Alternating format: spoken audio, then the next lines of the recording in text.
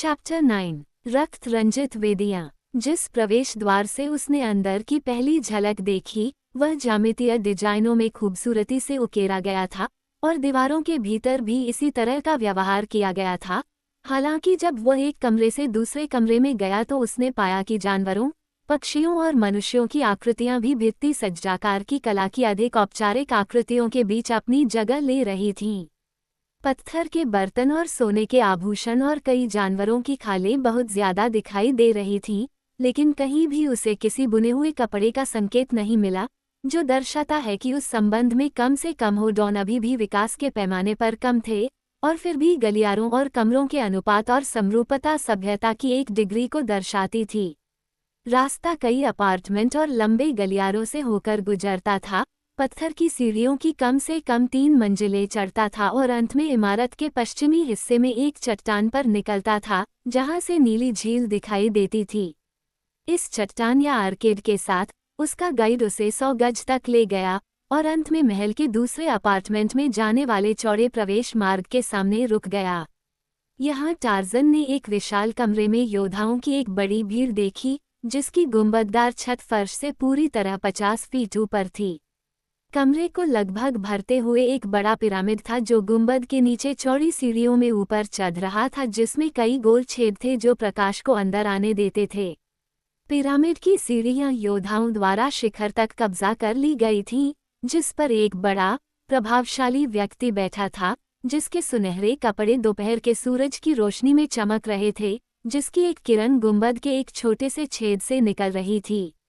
कोतान डाक लोट ने पिरामिड के शिखर पर खड़े तेजस्वी व्यक्ति को संबोधित करते हुए कहा। कोतान और पालूर डॉन के योद्धाओं, देखो, जाद बिन ओथो ने अपने दूत के रूप में अपने बेटे को भेजकर तुम्हें कितना सम्मान दिया है।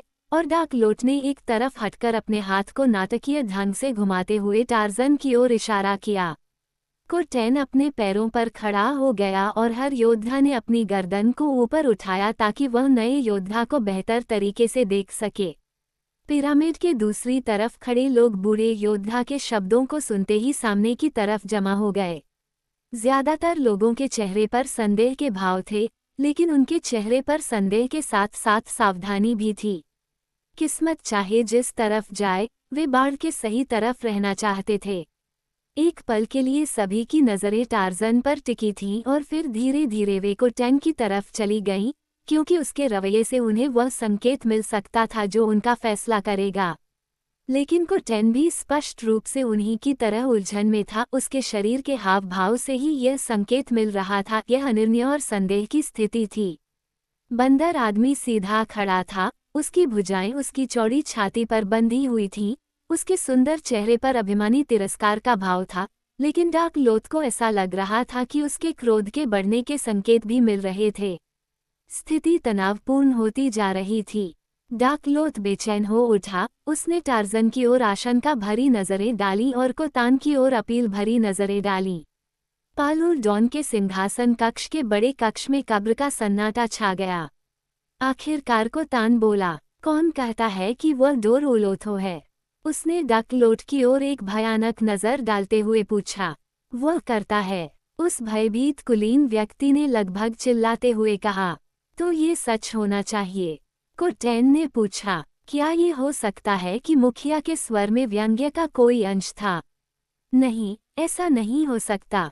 डाक लोट ने टार्जन की ओर एक तिरछी नजर डाली, एक ऐसी नजर जिससे वह अपने विश्वास का आश्वासन देना चाहता था, लेकिन ये केवल उस बंदर आदमी को दूसरे बंदर के दयनीय भय से प्रभावित करने में सफल रहा। हे कोतान, डाक लोथ ने विनती की, तुम्हारी अपनी आंखें तुम्हें यकीन दिला देंगी कि वो वास्तव में ओथो का पुत्र है। उसकी दैवीय आकृति, उसके हाथ और पैर देखो, जो हमारे जैसे नहीं हैं, और वह अपने शक्तिशाली पिता की तरह पूरी तरह से पूंछहीन है। कोटेन को पहली बार ये तथ्य समझ में आ रहे थे और ऐसा लग रहा था कि उनका संदेह डगमगा रहा था। उस समय एक युवा योद्धा जो पिरामिड के दूसरी तरफ से आगे बढ़ा था, जहां से वह टार्जन को अच्छी तरह देख सकता था, ने अपनी आवाज उठाई। कोतान, वह चिल्लाया, ये वैसा ही होना चाहिए जैसा डाक लोट ने कहा है, क्योंकि अब मुझे यकीन है कि मैंने डोर ओलोथो को पहले भी देखा है। कल जब हम कोर-उल-लुल कैदियों के साथ लौट रहे थे, तो हमने उसे एक विशाल ग्रिफ की पीठ पर बैठे देखा। हम जंगल में छिप गए, इससे पहले कि वह बहुत पास आ जाए, लेकिन मैंने इतना तो देखा कि यह सुनिश्चित करने के लिए कि जो उस विशाल जानवर पर सवार था, वह कोई और नहीं बल्कि वह दूत था जो अब यहाँ खड़ा है। ये सबूत योद्धाओं के बहुमत को यह विश्वास दिलाने के लिए काफी था कि वे वास्तव में देवता की उपस्थिति में खड़े थे। उनके चेहरे इसे बहुत स्पष्ट रूप से दिखा रहे थे, और अचानक विनम्रता ने उन्हें अपने पड़ोसियों के पीछे हटने के लिए मजबूर कर दिया। जब उनके पड़ोसी भी ऐसा ही करने का प्रयास कर रहे थे, तो इसका परिणाम ये हुआ कि जो लोग वानर मानव के सबसे करीब खड़े थे, वे अचानक गायब हो गए, जब तक कि पिरामिड की सीढ़ियां सीधे उसके सामने और कोतान तक खाली नहीं हो गईं। बाद वाले ने संभवतः अपने अनुयायियों के भयभीत रवैये से उतना ही प्रभावित होकर जितना कि प्रस्तुत किए गए सबूतों से, अब अपने लहजे और अपने तरीके को इस हद तक बदल दिया कि अगर अजनबी वास्तव में डोर-उल-ओथो था, तो वह अपनी गरिमा को एक बचाव का रास्ता छोड़ देता था, अगर ऐसा लगता कि उसने किसी धोखेबाज का मनोरंजन किया था। यदि आप वास्तव में डोर-उल-ओथो हैं, उन्होंने टार्ज़न को संबोधित करते हुए कहा, आपको पता होगा कि हमारा संदेह स्वाभाविक था क्योंकि हमें जाद-बेन-ओथो से कोई संकेत नहीं मिला है कि वो हमें इतना सम्मान देने का इरादा रखता है, और न ही हम ये कैसे जान सकते हैं कि महान ईश्वर का एक बेटा भी था। यदि आप वह हैं, तो सभी पाल-उल-डॉन आपको सम्मानित करने में प्रसन्न होंगे। यदि आप वह नहीं हैं, तो आपकी दुस्साहस की सजा तीव्र और भयानक होगी। मैं, कोतान, पाल-उल-डॉन का राजा, बोल चुका हूँ। और ठीक ही कहा, जैसा कि एक राजा को बोलना चाहिए, टार्ज़न ने अपनी लंबी चुप्पी तोड़ते हुए कहा, जो अपने लोगों के भगवान से डरता है और उनका सम्मान करता है। यह अच्छा है कि आप इस बात पर जोर देते हैं कि मैं वास्तव में डोर-उल-ओथो हूँ, इससे पहले कि आप मुझे वह सम्मान दें जो मेरा हक है। जाद-बेन-ओथो ने मुझे विशेष रूप से यह पता लगाने के लिए नियुक्त किया था कि क्या आप उनके लोगों पर शासन करने के लिए उपयुक्त हैं। आपके बारे में मेरा पहला अनुभव ये दर्शाता है कि जाद-बेन-ओथो ने सही चुनाव किया जब उन्होंने आपकी मां के स्तन से बच्चे में एक राजा की आत्मा फूंकी। इस कथन का प्रभाव, जो इतनी सहजता से कहा गया था, अब विस्मय में डूबे हुए लोगों के भावों और उत्तेजित फुसफुसाहटों में स्पष्ट रूप से देखा जा सकता था। आखिरकार उन्हें पता चल गया कि राजा कैसे बनते हैं। ये निर्णय जाद-बेन-ओथो ने तब लिया था जब उम्मीदवार अभी भी एक दूध पीते हुए बच्चे की तरह था। अद्भुत, एक चमत्कार, और ये दिव्य प्राणी जिसके सामने वे खड़े थे, इस बारे में सब कुछ जानता था। निस्संदेह वह ऐसे मामलों पर अपने भगवान से प्रतिदिन चर्चा भी करता था। यदि उनके बीच पहले कोई नास्तिक या अज्ञेयवादी रहा हो, तो अब कोई नहीं है, क्योंकि क्या उन्होंने ईश्वर के पुत्र को अपनी आंखों से नहीं देखा था। तो यह अच्छा है, बंदर आदमी ने कहा, तुम्हें खुद को आश्वस्त करना चाहिए कि मैं कोई धोखेबाज नहीं हूँ। पास आओ ताकि तुम देख सको कि मैं इंसानों जैसा नहीं हूँ। इसके अलावा यह उचित नहीं है कि तुम अपने भगवान के बेटे से ऊंचे स्तर पर खड़े हो। सिंहासन कक्ष के फर्श तक पहुंचने के लिए अचानक हाथापाई हुई, और कोतान अपने योद्धाओं से बहुत पीछे नहीं था, हालांकि वह एक निश्चित राजसी गरिमा बनाए रखने में कामयाब रहा क्योंकि वह चौड़ी सीढ़ियों से नीचे उतर रहा था जिसे अनगिनत नंगे पैरों ने सदियों से चमकाकर चिकना बना दिया था। और अब टार्ज़न ने राजा के सामने खड़े होने पर कहा, आपको इस बात में कोई संदेह नहीं हो सकता कि मैं आपकी जाति का नहीं हूँ। आपके पुजारियों ने आपको बताया है कि जाद-बेन-ओथो बिना पूंछ का है। इसलिए, बिना पूंछ के, उसकी कमर से निकले देवताओं की जाति होनी चाहिए। लेकिन इस तरह के सबूतों के लिए बहुत हो गया। आप जाद-बेन-ओथो की शक्ति जानते हैं, कैसे उसकी बिजली आकाश से चमकती हुई मृत्यु को उसके इच्छानुसार ले जाती है, कैसे बारिश उसके आदेश पर आती है, और कैसे फल और जामुन और अनाज, घास, पेड़ और फूल उसके दिव्य निर्देश पर जीवन में आते हैं। आपने जन्म और मृत्यु देखी है, और जो लोग अपने भगवान का सम्मान करते हैं, वे उसका सम्मान करते हैं क्योंकि वह इन चीजों को नियंत्रित करता है। फिर एक धोखेबाज के साथ क्या होगा जो इस सर्वशक्तिमान भगवान का बेटा होने का दावा करता है? तो ये सब सबूत है जिसकी आपको आवश्यकता है, क्योंकि जैसे वह आपको मार देगा यदि आप मुझे अस्वीकार करते हैं, वैसे ही वो उस व्यक्ति को मार देगा जो गलत तरीके से उसके साथ रिश्तेदारी का दावा करता है। ये तर्क अनुत्तरित होने के कारण अवश्य ही विश्वसनीय होना चाहिए। जाद बेन ओथो की सर्वशक्तिमानता में अविश्वास की मौन स्वीकृति के बिना इस प्राणी के कथन पर कोई प्रश्न नहीं उठाया जा सकता था। कोतान संतुष्ट था कि वह देवता का मनोरंजन कर रहा था, लेकिन ये कि उसका मनोरंजन किस रूप में होना चाहिए, ये जानने में वह असमंजस में था। ईश्वर के बारे में उसकी धारणा काफी अस्पष्ट और धुंधली थी। हालांकि सभी आदिम लोगों की तरह उसका ईश्वर भी व्यक्तिगत था, जैसे उसके शैतान और राक्षस। जाद बेन ओथो के सुखों को उसने ऐसी अतिशयता माना था जिसका वह स्वयं आनंद लेता था, लेकिन किसी अप्रिय प्रतिक्रिया से रहित। इसलिए उसे लगा कि डोरूल ओथो को खाने से बहुत मनोरंजन मिलेगा। वह सब कुछ बड़ी मात्रा में खाएगा जो कोतान को सबसे अधिक पसंद था और जिसे वह सबसे अधिक हानिकारक मानता था, और एक पे भी था जिसे हो डॉन की महिलाएं रसदार फलों के रस में मकई को भिगोकर बनाती थीं, जिसमें वे कुछ अन्य सामग्री मिलाती थीं जो उन्हें सबसे अच्छी तरह से ज्ञात थीं। कोतान को अनुभव से पता था कि इस शक्तिशाली शराब का एक घूंट खुशी लाता है और चिंता से मुक्ति दिलाता है, जबकि कई घूंट पीने से राजा भी ऐसी चीजें करने और आनंद लेने लगता है जिनके बारे में वह कभी सोच भी नहीं सकता जब तक कि वह इस औषधि के जादुई प्रभाव में न हो। लेकिन दुर्भाग्य से अगली सुबह पिछले दिन के आनंद के सीधे अनुपात में दुख लाती है। कोतान ने तर्क दिया कि एक देवता बिना सिरदर्द के सभी सुखों का अनुभव कर सकता है, लेकिन तत्काल वर्तमान के लिए उसे अपने अमर अतिथि को दिए जाने वाले आवश्यक सम्मान और प्रतिष्ठा के बारे में सोचना चाहिए। उन सभी भूले बिसरे युगों में जब पालुल डॉन के राजाओं ने इसकी ऊंची ऊंचाई से शासन किया था, तब किसी राजा के अलावा किसी और के पैर ने आलूर के सिंहासन कक्ष में पिरामिड के शीर्ष की सतह को नहीं छुआ था। तो कोतान डोरूल ओथो को अपने बगल में जगह देने से बड़ा सम्मान और क्या दे सकता था, और इसलिए उसने टार्जन को पिरामिड पर चढ़ने और उसके ऊपर पत्थर की बेंच पर अपना स्थान लेने के लिए आमंत्रित किया। जब वे पवित्र शिखर के नीचे की सीढ़ी पर पहुंचे तो कोतान ने अपने सिंहासन पर चढ़ना जारी रखा, लेकिन टार्जन ने उसके हाथ पर एक निरोधक हाथ रख दिया। कोई भी देवताओं के बराबर नहीं बैठ सकता, उसने चेतावनी देते हुए कहा। आत्मविश्वास से आगे बढ़कर सिंहासन पर बैठ गया। शर्मिंदा कोतान ने अपनी शर्मिंदगी दिखाई, एक ऐसी शर्मिंदगी जिसे वह व्यक्त करने से डरता था, कहीं ऐसा न हो कि वह राजाओं के राजा के क्रोध का शिकार हो जाए। लेकिन टार्जन ने कहा, एक देवता अपने वफादार सेवक को अपने पास एक स्थान पर आमंत्रित करके उसका सम्मान कर सकता है। आओ कोतान, इस प्रकार मैं जाद बेन ओथो के नाम पर तुम्हारा सम्मान करूंगा। वानर मानव की नीति का आधार न केवल कोतान के मन में भय पैदा करना था, बल्कि उसे दिल से दुश्मन बनाए बिना ऐसा करना था, क्योंकि वह नहीं जानता था कि वो डॉन के धर्म की उन पर कितनी मजबूत पकड़ थी। क्योंकि जब से उसने तारडैन और ओमेट को धार्मिक मतभेद पर झगड़ा करने से रोका था, तब से यह विषय उनके बीच पूरी तरह से वर्जित था। इसलिए उसने कोतान के इस सुझाव पर स्पष्ट लेकिन शब्दहीन आक्रोश को तुरंत नोटिस किया कि वह अपने मेहमान को अपना सिंहासन पूरी तरह से सौंप दे।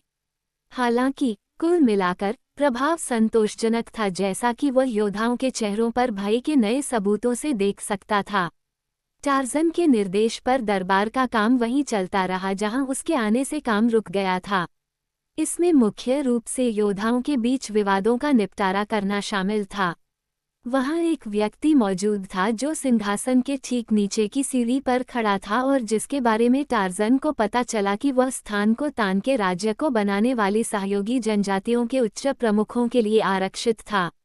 जिस व्यक्ति ने टार्जन का ध्यान आकर्षित किया वह शक्तिशाली शरीर और विशाल शेर जैसी विशेषताओं वाला एक वीर योद्धा था। वो कोतान को एक ऐसे प्रश्न पर संबोधित कर रहा था जो सरकार जितना ही पुराना है और जो तब तक निरंतर महत्व रखता रहेगा जब तक कि मनुष्य का अस्तित्व समाप्त नहीं हो जाता। यह उसके एक पड़ोसी के साथ सीमा विवाद से संबंधित था। टार्जन के लिए यह मामला बहुत कम या बिल्कुल भी दिलचस्प नहीं था, लेकिन वह वक्ता की शक्ल सूरत से प्रभावित हुआ और जब कोतान ने उसे जाडॉन कहकर संबोधित किया तो वानर मानव की दिलचस्पी हमेशा के लिए जम गई, क्योंकि जाडॉन तारडैन का पिता था। ये बात उसे किसी भी तरह से फायदा पहुंचाएगी, यह एक दूर की संभावना थी, क्योंकि वह जाडॉन को अपने बेटे के साथ अपने दोस्ताना संबंधों के बारे में तब तक नहीं बता सकता था जब तक कि वह अपने ईश्वर होने के दावों की झूठी बात स्वीकार न कर ले। जब दर्शकों के मामले समाप्त हो गए तो कोतान ने सुझाव दिया कि जाद बेन ओथो का बेटा उस मंदिर में जाना चाह सकता है जिसमें महान भगवान की पूजा के साथ धार्मिक अनुष्ठान किए जाते थे, और इसलिए राजा ने खुद बंदर आदमी को अपने दरबार के योद्धाओं के साथ महल के गलियारों से शाही घेरे के भीतर इमारतों के समूह के उत्तरी छोर की ओर ले गया। मंदिर वास्तव में महल का ही एक हिस्सा था और वास्तुकला में भी ऐसा ही था। अलग अलग आकार के कई समारोह स्थल थे जिनके उद्देश्य के बारे में टार्ज़न केवल अनुमान ही लगा सकता था। प्रत्येक में पश्चिमी छोर पर एक वेदी थी और पूर्व में एक और वेदी थी और वे आकार में अंडाकार थे। उनका सबसे लंबा व्यास पूर्व और पश्चिम की ओर था। प्रत्येक को एक छोटी पहाड़ी के शिखर से खोदा गया था और सभी बिना छत के थे। पश्चिमी वेदियां हमेशा पत्थर के एक ही खंड से बनी होती थीं, जिसके शीर्ष को एक आयताकार बेसिन में खोखला कर दिया गया था। पूर्वी छोर पर वे पत्थर के समान ब्लॉक थे जिनके शीर्ष सपाट थे, और ये बाद वाले अंडाकार के विपरीत छोर पर हमेशा लाल भूरे रंग के रंगे या रंगे होते थे, और न ही टार्ज़न को उन्हें बारीकी से जांचने की जरूरत थी ताकि वह आश्वस्त हो सके कि उसके तीखे नथुने पहले से ही उसे बता रहे थे कि भूरे रंग के धब्बे सूख गए थे और मानव रक्त को सुखा रहे थे। मंदिर के इन प्रांगणों के नीचे दूर दूर तक फैले गलियारे और कमरे थे, धुंधले उदास रास्ते जिनकी झलक टार्ज़न को मंदिर के निरीक्षण के लिए एक जगह से दूसरी जगह ले जाते समय मिली थी। कोतान ने एक संदेशवाहक को जाद बेन ओथो के बेटे के आने की घोषणा करने के लिए भेजा था, जिसके परिणामस्वरूप उनके साथ मंदिर में पुजारियों का एक बड़ा जुलूस था, जिनके पेशे की पहचान विचित्र हेडड्रेस में थी, कभी कभी लकड़ी से उकेरे गए भयानक चेहरे और उनके पहनने वालों के चेहरे को पूरी तरह से छिपाते हुए, या फिर एक जंगली जानवर का सिर चालाकी से एक आदमी के सिर पर फिट किया गया था। केवल उच्च पुजारी ने ही ऐसा कोई हेड ड्रेस नहीं पहना था। वो एक बूढ़ा आदमी था जिसकी आंखें घनी और चालाक थीं और एक क्रूर पतले होंठ वाला मुंह था। उसे पहली नज़र में ही टार्ज़न को एहसास हो गया कि यही उसकी चाल का सबसे बड़ा खतरा छिपा है, क्योंकि उसने एक नज़र में ही समझ लिया था कि वो व्यक्ति उसके और उसके दावों के प्रति विरोधी है, और वो ये भी जानता था कि निस्संदेह पालो डॉन के सभी लोगों में से महायाजक ही जाद बेन ओथो के बारे में सबसे अधिक सच्चा आकलन रखता होगा, और इसलिए वो उस व्यक्ति को संदेह की दृष्टि से देखेगा जो एक काल्पनिक देवता का पुत्र होने का दावा करता है। चाहे उसके चालाक दिमाग में कोई भी संदेह छिपा हो, अल-लूर के महायाजक लू डॉन ने खुले तौर पर टार्ज़न के डोरो लोथो की उपाधि के अधिकार पर सवाल नहीं उठाया, और हो सकता है कि वो उन्हीं संदेहों से बंधा हुआ था जिन्होंने मूल रूप से कोतान और उसके योद्धाओं को रोका था। वह संदेह जो सभी ईशनिंदा करने वालों के दिमाग की गहराई में होता है और जो इस डर पर आधारित होता है कि आखिरकार कोई भगवान हो सकता है। इसलिए कम से कम फिलहाल लू डॉन ने सुरक्षित खेल खेला। फिर भी टार्ज़न जानता था कि जैसे उस आदमी ने अपने अंतरतम विचारों को जोर से कहा हो कि महायाजक के दिल में उसके पाखंड से पर्दा हटाने की इच्छा थी। मंदिर के प्रवेश द्वार पर कोतान ने अतिथि का मार्गदर्शन लू डॉन को सौंप दिया था, और अब लू डॉन ने टार्ज़न को मंदिर के उन हिस्सों में ले गया जिन्हें वह उसे दिखाना चाहता था। उसने उसे वह बड़ा कमरा दिखाया जहां मन्नत के चढ़ावे रखे जाते थे, पाल उल्डॉन के बर्बर सरदारों और उनके अनुयायियों से मिले उपहार। इन चीज़ों का मूल्य सूखे मेवों से लेकर पीटे हुए सोने के बड़े बर्तनों तक था, इसलिए बड़े मुख्य भंडार कक्ष और उसके जुड़े हुए कक्षों और गलियारों में इतना धन इकट्ठा था कि ऊपर के खजाने के गुप्त तहखानों के मालिक की आंखें भी चकित हो गईं। मंदिर में हर जगह चहलकदमी कर रहे थे चिकने काले वाज डॉन गुलाम, जो अपने कम सभ्य पड़ोसियों के गांवों पर हो डॉन के हमलों के फल थे। जब वे एक मंद गलियारे के प्रवेश द्वार से गुजरे तो टार्ज़न ने सभी उम्र और दोनों लिंगों के पिथेकेंथ्रोपी की एक बड़ी टोली देखी। होडॉन के साथ साथ वाजडॉन भी, उनमें से अधिकांश पत्थर के फर्श पर पूरी तरह से निराशा के भाव में बैठे थे, जबकि कुछ आगे पीछे टहल रहे थे।